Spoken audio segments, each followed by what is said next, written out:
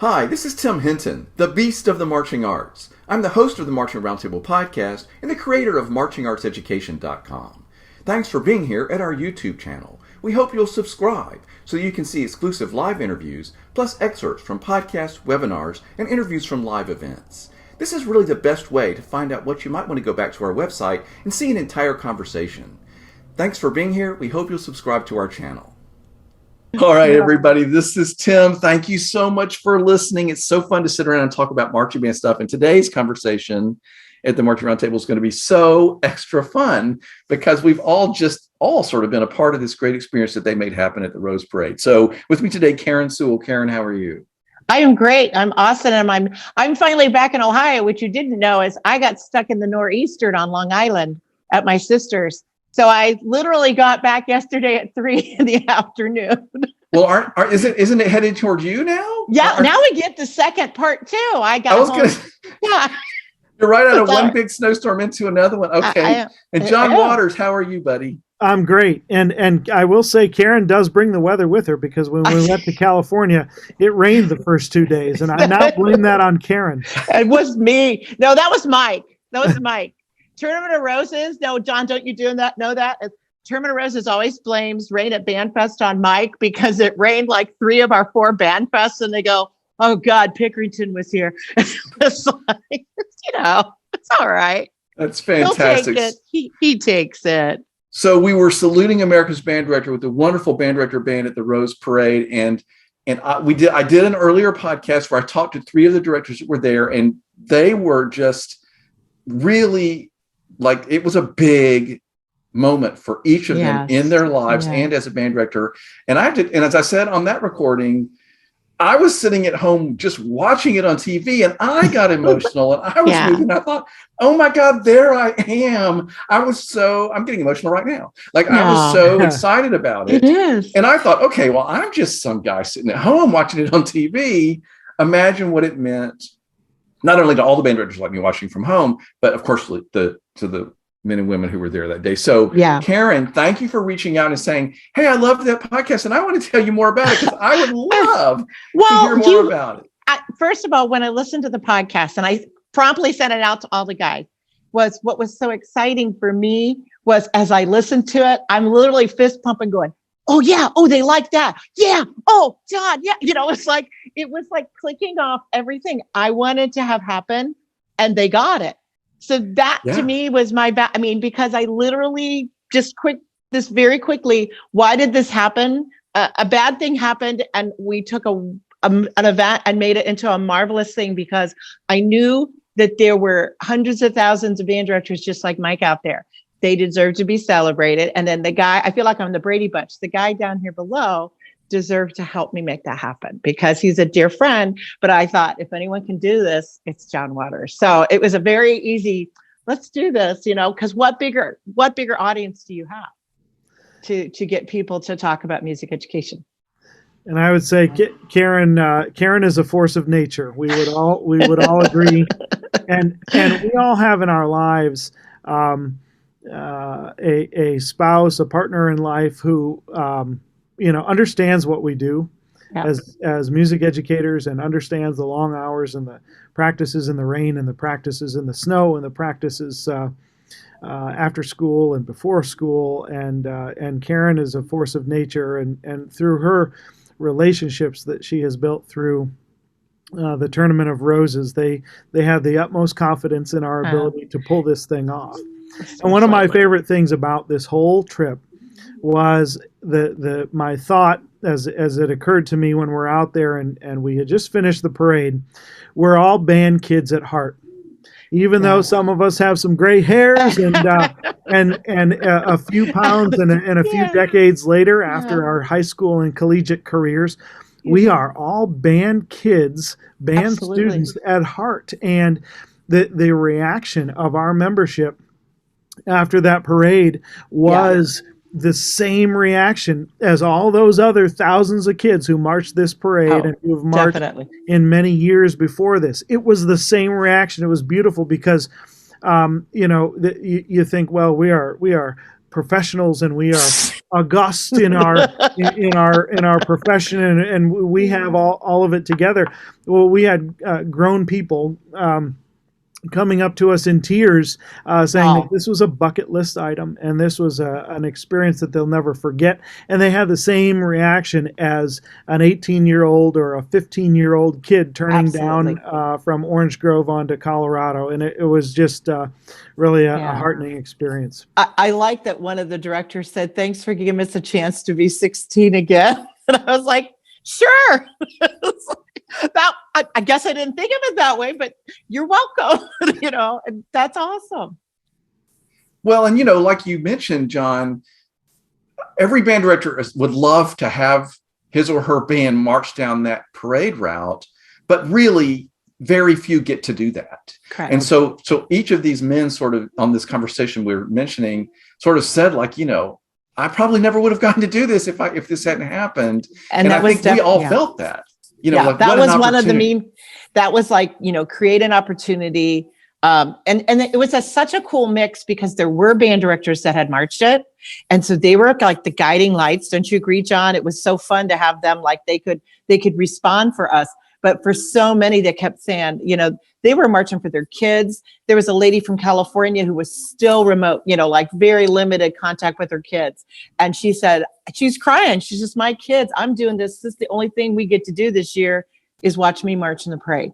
So, after 2 years of this was just like, and John, we were like, this is not going to not happen.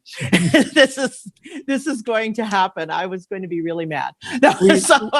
We knew we had something special as we're getting applications from music educators, and we're starting to read about their accomplishments, about what they've done.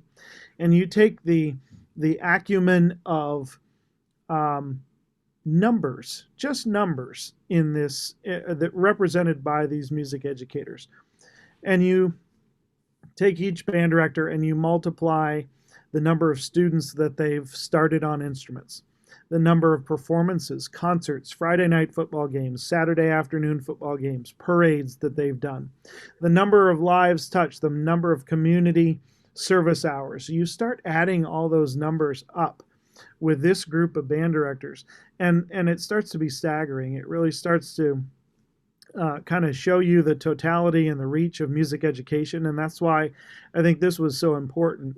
I said early on, if this inspires one student to want to pick up an instrument in 5th or 6th grade and join a band, and we've done our job. If this inspires one high school student to want to go into music education and do this as an avocation and a career, then we've done our job.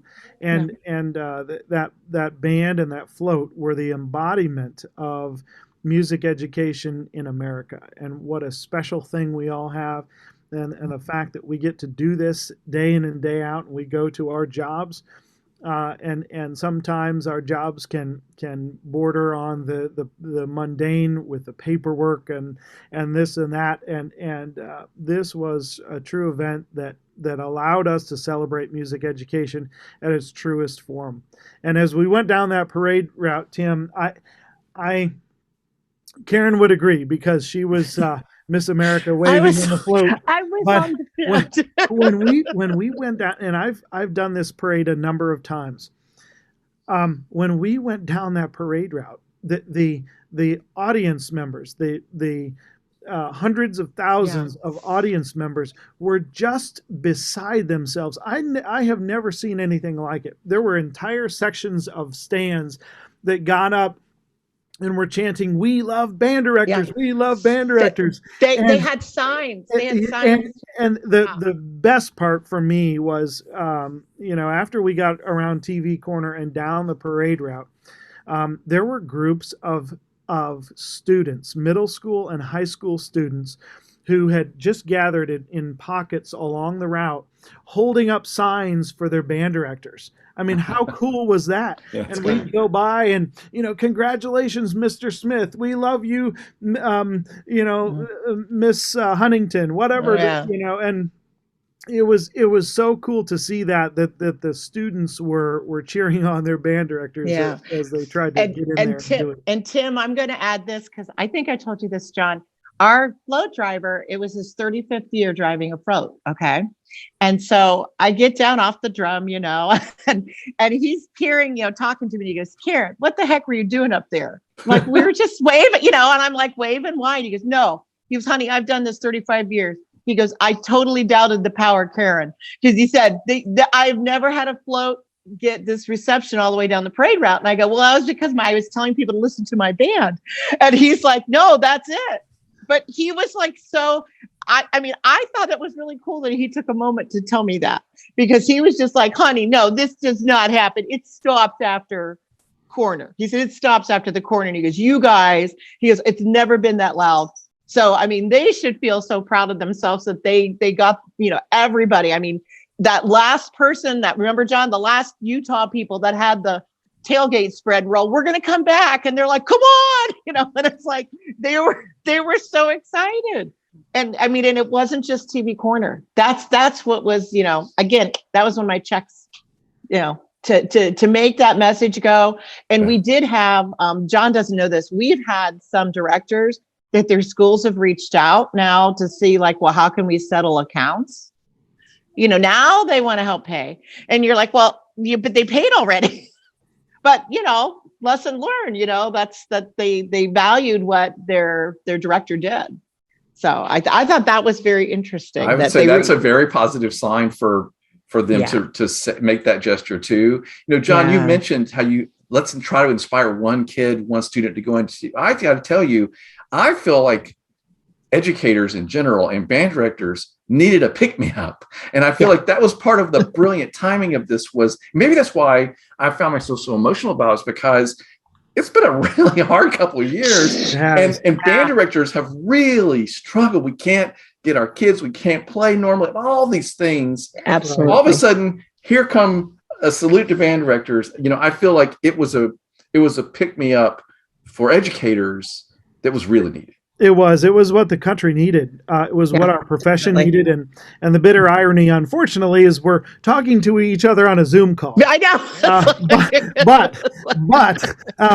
So Zoom can be good for some things, but just think of this. All of the Zoom teaching that we've all had to try to do over the last couple of years. And I would often say to my colleagues, as we're trying to figure this out and we're trying to make click tracks for our students to listen to and play to and practice to, and we're trying to judge tone quality over a cheap computer microphone. And it's like, well, I think that sounds okay. That's great. And let me tell you, there is no substitute. And I've said this many times. Our art is so unique that it can't be done on a Zoom call. And that's okay, because that's the power of music. The power of music, the power of live music making, the power of teaching students live in a live situation is not meant to be done on a Zoom call. We are meant to be together. We are meant to teach one another. In music, we're meant to have the tactile nature of whether we're playing with drumsticks and hitting something or playing keys on an instrument, and the use of our senses and our ears and the nonverbal communication and all that stuff that technology will never, ever duplicate. We were able to finally bring that back in person and finally kind of step out of this COVID malaise, even though we're still dealing with it right now. But this was the parade, I think, embodied sort of a new day in America, when we are looking to the future, looking past COVID. We got bands back out on the streets. We got music teachers back out there educating students. And we've still got a few hurdles to go over. But it just was a moment where the floodgates burst open and music was back live. And it was an event that I really got emotional over, and I will never forget it my entire life. Yep, absolutely. And that's okay. I hope everyone feels that way. I hope every one of them do, and they do. I know they do, because they're still chatting on their group me, and that's what's really cool, Tim. It's just to see, like, I love that they have a whole new support group, John. And there was one guy, I don't know if John saw, the gentleman from Georgia, he was posing as you. Yes. He did. Yes. He goes, here's my John Waters imitation. It was great. And I was like, it's just that they all went back. And we didn't, John and I talked about this. We didn't look at this angle of them going back saying, yeah, we thought they'd be rejuvenated and, take something back. But so many of them saying like, oh man, I need to apologize to my students because I just now was the student. I'm not kidding. They were like, oh, I got to go back. One of the great gifts of this event was that it allowed us as teachers to be back in the role of student. And it gave, I think, a lot of perspective and empathy for our group as they teach. We had people tell us, through this COVID thing, I was really thinking about hanging it up and retiring or changing careers because I just was not, I couldn't do it. And it was hard. And, all of the upheaval we find in education today and the lack of normalcy. But this event gave, I think, many in our group a renewed vigor, a renewed energy toward music education and to get in there and teach students and to do it. And, it's going to take that renewed energy to really bring us back because, we have, I think, all of our programs, every teacher in America can probably agree that their band programs, their choirs, their orchestra have suffered in some way because of this, whether it be at the high school level, the college level, at the community band level.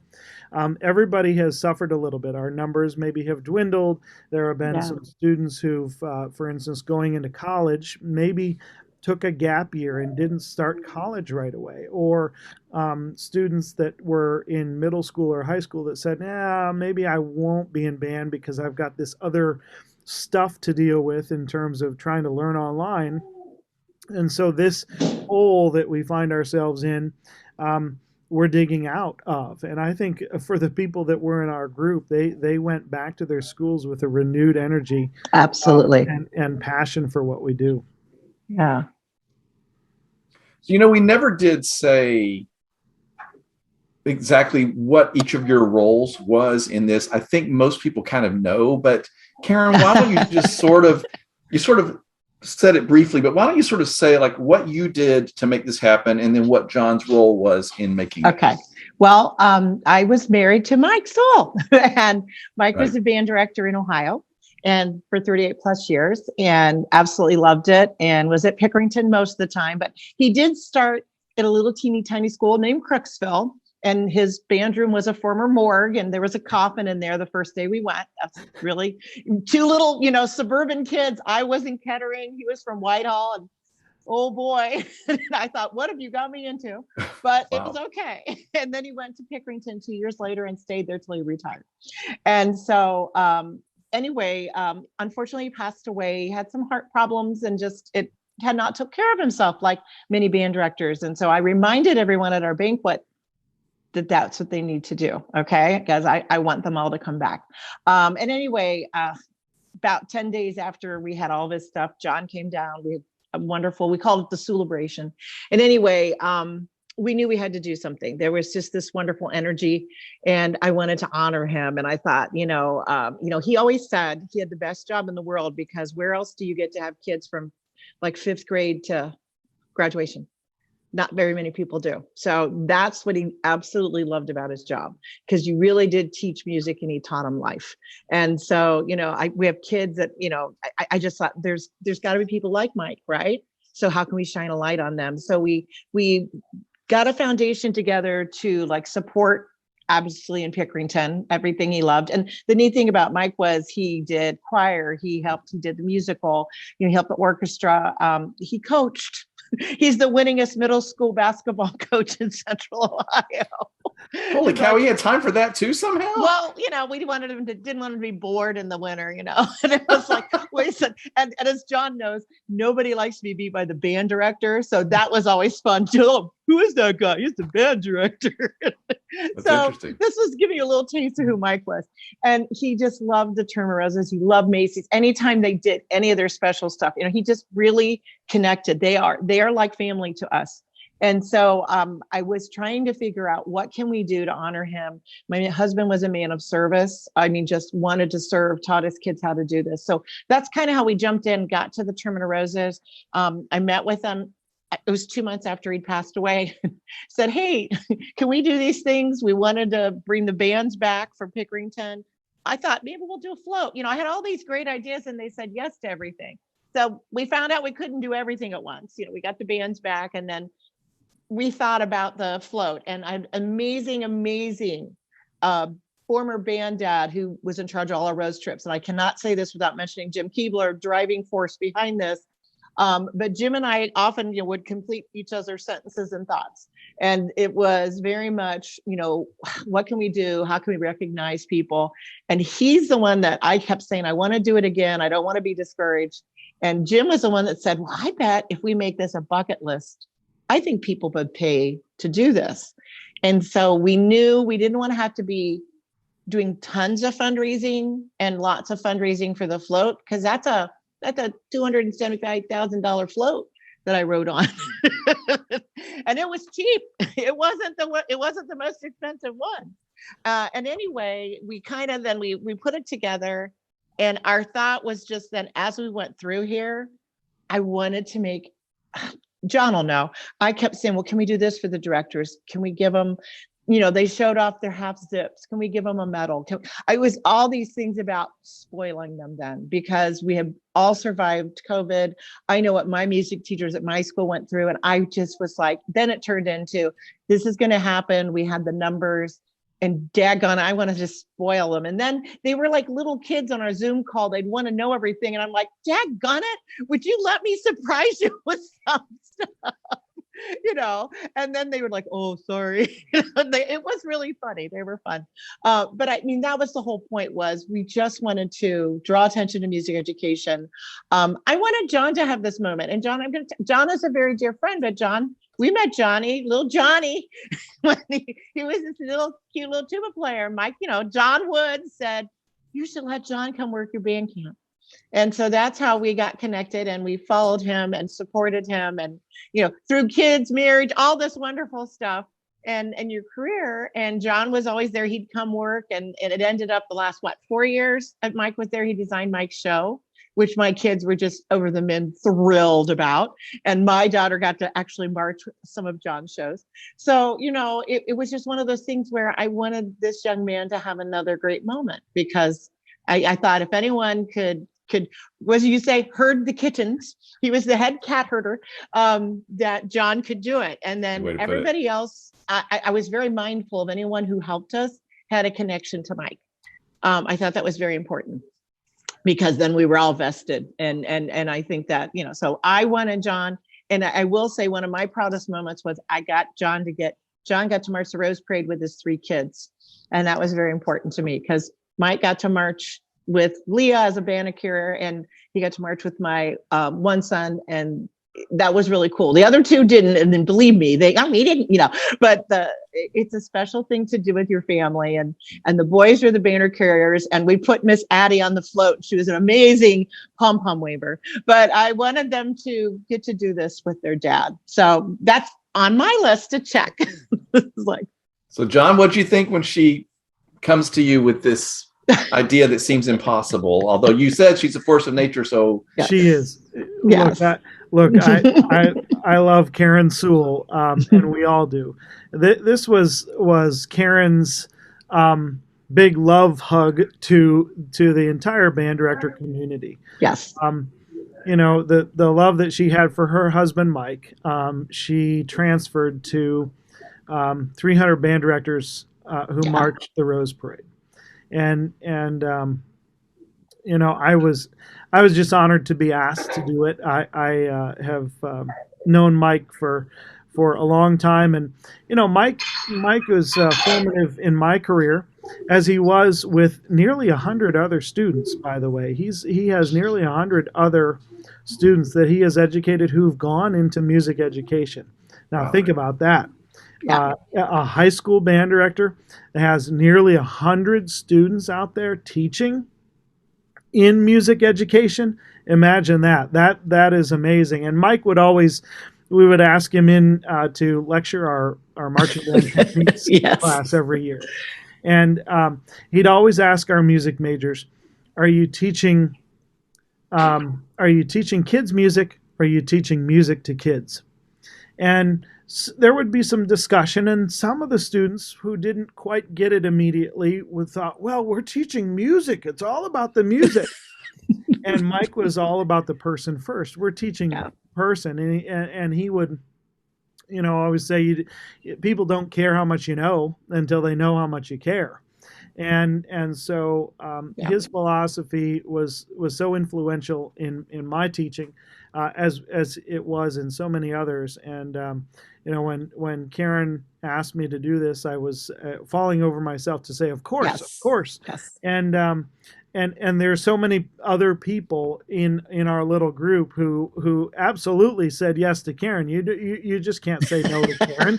And you ended up in California. Yeah, it rained, but hey. Through this whole thing, we have just been, it started with Mike Sewell, and it was still, and it's always been about Mike Sewell, but Mike Sewell has been personified in 300 plus people on this parade, and will be personified in another group in the future, because we're going to do this again. Yeah.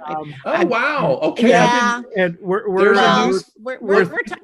have to. Let's just put it that way. We have to. That's fantastic. A lot of people mention, I wish I'd done it. So you're saying there's a chance for them. There's a chance. There's more than a chance. We're having lots of talks about what is next, and we've got some great ideas. And we love this organization. We love Karen, and the work of Mike Sewell, as the work of every other music educator, is going to continue. Mike Sewell, I always thought of Mike Sewell as the music man. He was a music man in Pickerington, and that's why we selected 76 trombones, and that's why we made the float look like the music man leading some kids down the street. The little round belly, that was Mike. Yes, modeled after Mike. And so, so the band, though, was comprised of nearly 300 music men and women from across the country. And it's those people who've brought the music to the people, to the town square, to the football stadium.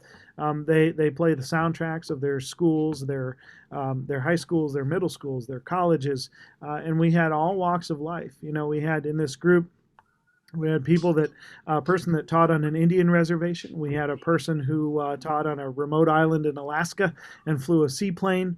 We had, Grammy Award-winning Teachers of the Year. We had Music Education Association presidents and vice presidents. We had people that ran after-school programs for disadvantaged youth. All of these people, and then everywhere in between, we had all of these people in this band, and it was a remarkable event with when you think about their contribution to music education. Yeah, and Tim, I was going to tell you real quick while John was going through that. We have an award in Mike's honor through the Tournament of Roses, and it's called the Tournament of Roses Service Through Music Award. Okay, it's awarded from Mike. And what was extra special about this was, as John would know, every band, we started it in 2018 Rose Parade. Okay, every band director, every band that was selected participated in this event. They either marched or they were director. Oh, that's fantastic. So obviously, Tournament of Roses picked right people, and that to me was very meaningful to me to get to have them all there, and we got to go to Bandfest and award Arcadia, who was the recipient for this year, and they were in the band, they were in the parade. So that I don't know that will never happen again, but that was very special to me because they cared about, and one of the directors said, "I never met Mike Sewell, but I'd walk through the wall through him." So, Hongla said I'd walk through a wall for him. So to me, that was just really special. Well, that means you accomplished your goal, which was to, that's very clear. Like you did what you wanted to do for us to know who he was through what you have now accomplished. For those of us who didn't know him, you have brought him to life in a really significant way. Yeah. I don't want to get off track here, but John, I just have to ask you, because I asked the guys on the earlier podcast call, but like you talked about herding kittens, herding cats here, but like I got to tell you, my first thought was you have a whole band of everybody who thinks they know exactly how it should go. So I just wanted to ask you, like, I know that they were all good, and a lot of them said, "Well, I just decided to be a student," but like that had to be a challenge. Well, that was part of that kept me up at nights, and these gray hairs here I don't doubt maybe it. as a result. But I had a lot of fun and got a lot of mileage out of saying I was the head cat herder. Yes. But if you think about it, there was never ever assembled a more expert marching band ever in the history of bands anywhere ever on planet Earth. There was never a band that was more expert. The more degrees in music in one place, performing in one ensemble. And what impressed me the most, what scared me the most before the trip, was walking into a situation where we'd have a bunch of people. Well, back in my band, I do it like this, and in my band, and there would be a lot of cooks in the kitchen. And my surprise and amazement, and I should have known this going in, but everybody was so wonderfully warm and accepting. Yes. The first 2 days we were there, it rained, and we were wringing our hands about, oh my gosh, what are we going to do? And, we have 300 people descending on Southern California, and we're going to go rehearse for 4 hours in the rain. And I said, I'm not going to do that to our membership. They're here for a good experience, and we're going to make the best of this. But every one of those band directors knew what it was to have to deal with rain and weather. Right. Yeah, the folks from maybe Arizona, but and then we start calling around Southern California for some kind of indoor facility, and they said, well, it never rains in Southern California, so we don't have many indoor places. But what I was most impressed with was our ability to pivot, our ability to have a rehearsal in a hotel ballroom, and those are all people who have had to pivot their entire careers.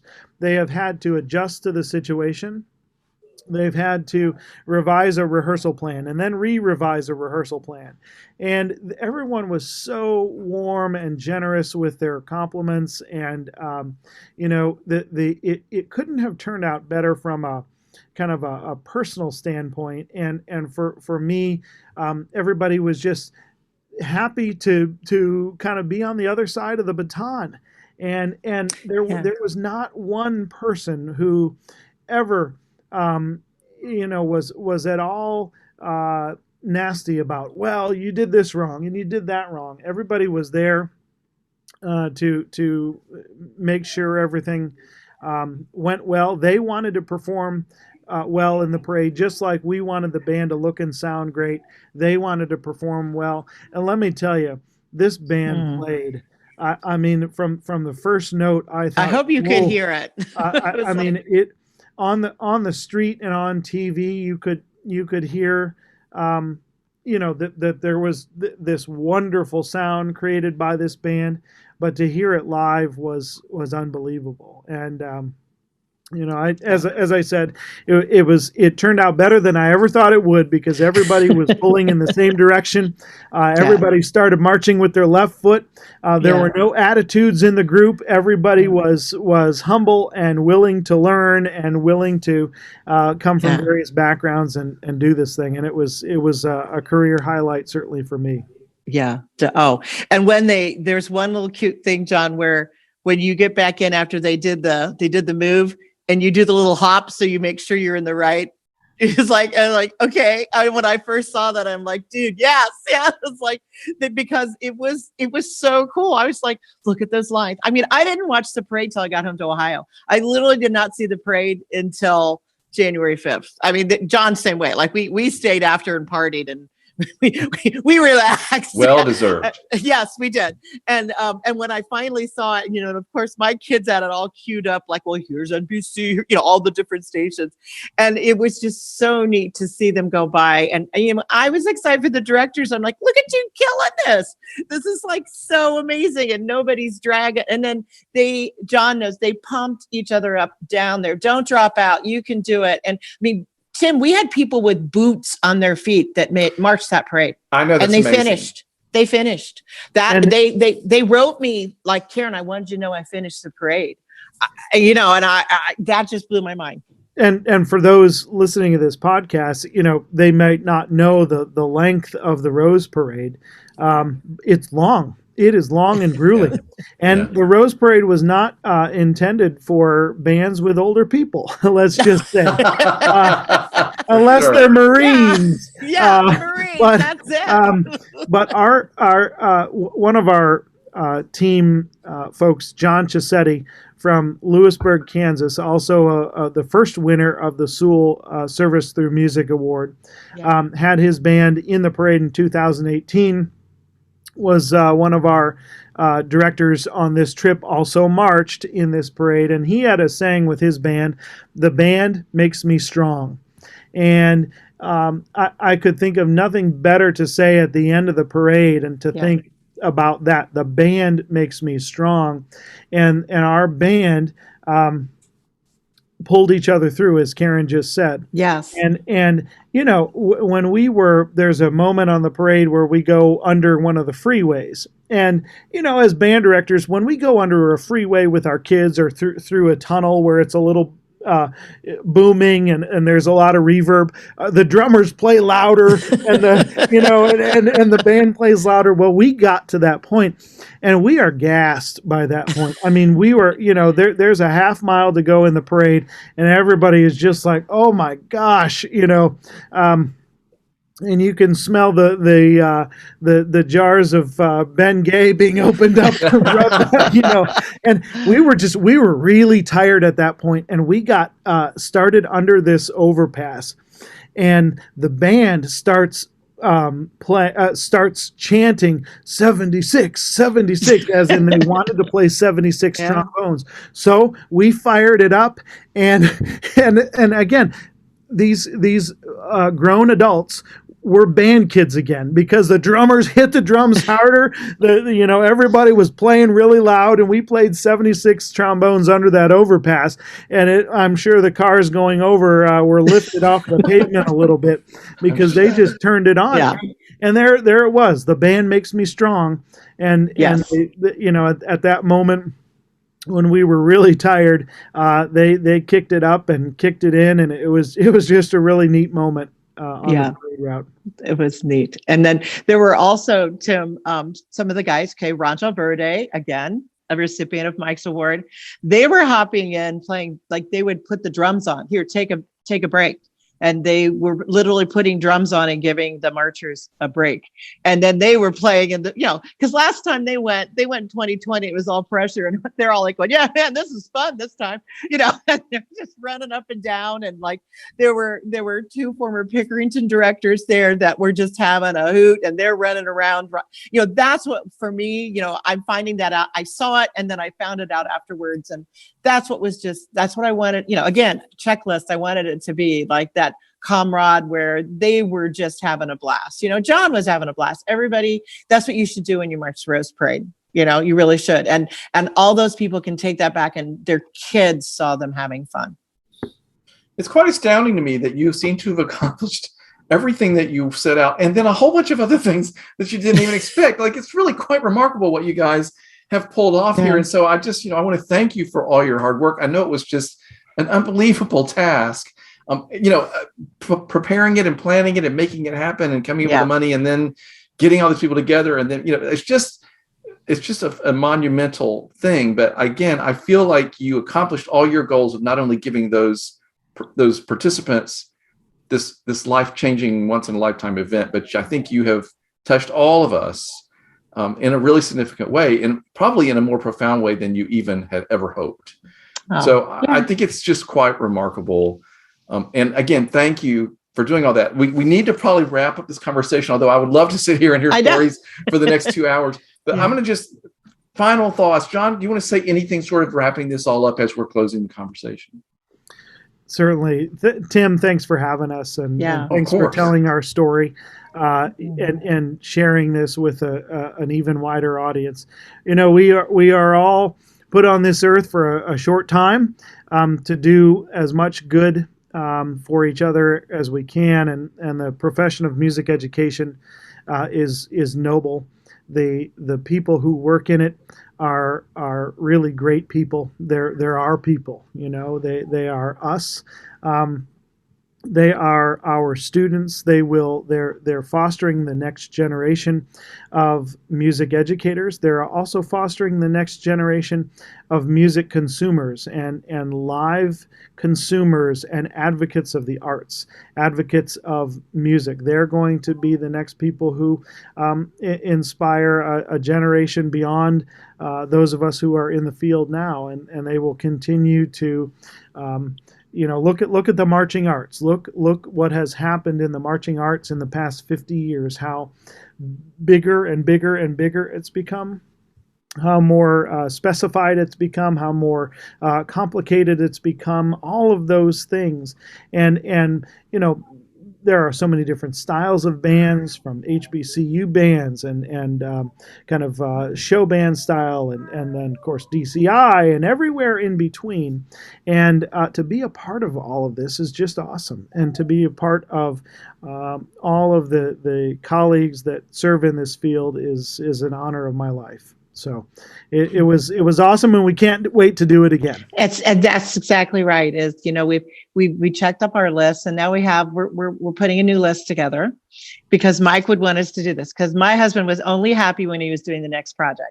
So, I'm not kidding you. Like, he would be, he broke his leg and they're like, okay, but we're going to go to DC, so that's just the way he operated. So I have to continue that. And there's just wonderful people. We've got an amazing team that, they could sit around and talk to you, but it was really, really smart of us, as we got people who were really good in their fields. And then we said, you do this, you do that. John, you do the band. Karen, you do, and so that's what made it successful. And so that we could, pamper. Again, I love that idea. I wanted to pamper these directors because they deserve it. And so we'll find some new ways, but, we'll do it a little bigger. We'll do a little better, right? John and I, we're very bad together when it was like, go big or go home. Go big. That is Mike Sewell #2 saying, first is the greatest gift you can give someone is your time, and then it's go big or go home. So I'm not kidding. So we do have some ideas, but you gotta take a breath, and we have to reach out and plan some things out. Some people might need to recover. I don't want to discourage them, but I do love, as John said, I do love that there are people saying, I didn't sign up for that, or I saw it, or I didn't believe it would happen. So you need to believe in the power of John and the power of Karen and the power of everyone on the Sewell Foundation and the Saluting America's Band Directors, because we will make it happen for you. So I guarantee you, I'm telling you this on your podcast, we will have something. You just got to, sit back a little bit, but do not doubt us, because there's just too many cool things to do. I don't think anybody's going to doubt you after what we just saw you do. I mean, really, you've done the impossible in a time that was impossible, and you've given everybody something really amazing. And I do want to just mention briefly as we close, Karen, I had a conversation this summer with 3 spouses of band directors, and I feel like spouses of band directors are really special. And I feel like you are now, I think, officially the poster child of the band director's spouse, who's like all the things we want them to be. Supportive and force of nature. I mean, that's really what it requires to be in this. You have to, because you have to. Our house, when we picked our house, we live right by Pickerington Central, because I said, I will never see you if we don't do that. And I would walk children up in strollers, and we would have picnics at the band tower. John knows this. My kids came every day to band camp to see Dad and have lunch, and all of all of our kids were in band and had their dad as a band director. And I think that's extremely special too. So you know, we know how to do that. Molly Waters was there supporting her man. You know, we're there, and works vice versa. You know, the band husbands are just as cool, and just band spouses. And I think that I will tell you this, that I had so many people, because we had that support group. I have to recognize them. I got to hang out with so many family members at the float. They signed up to decorate. So that was incredible for me, because they're like, my sister's marching, my dad's, you know, and that's what was neat about combining it, because then we all came together. And oh my gosh, it was just a wonderful moment. And then my daughter Leah and I would not identify ourselves right away. And so they'd be going on and on, and I'm like, okay, well, they like it. So then I'd say, hi, I'm Karen. And it worked out okay. But that was really extra special for us to share. And then when I did get to see the band directors, it was so cool, because then I could put names with, like, I decorated with your sister today. And so that's a neat element, you know, that they felt very much a part of it, even though they were watching from the streets. So, you know, another aspect that, you know, but John and I, you know, we are not done. So we appreciate you letting us announce to people we're not done, just not tomorrow. I love it. Well, I want to be a part of helping to get the word out when the next one is going. Sure. So you, of course, please think of me. And I appreciate both of you taking time to share this story, the energy and the emotion and passion of what you accomplished and how is palpable in this conversation, and I think everybody will enjoy hearing it. So, that'll be both fun. of you, thank you for your time today. Wow, thanks for answering my email. Oh, so of course, my stalker email. But no, the rock stars were the first three guys you interviewed, and you did such a great job. I'm like, I bet Tim would talk to us. So, no, I loved it. Yeah. So thank you for letting me have the opportunity to share this conversation. I think everybody's going to love hearing it. Okay. You guys are wonderful. Awesome. So thank you. Thank you. Appreciate it, Tim. All righty.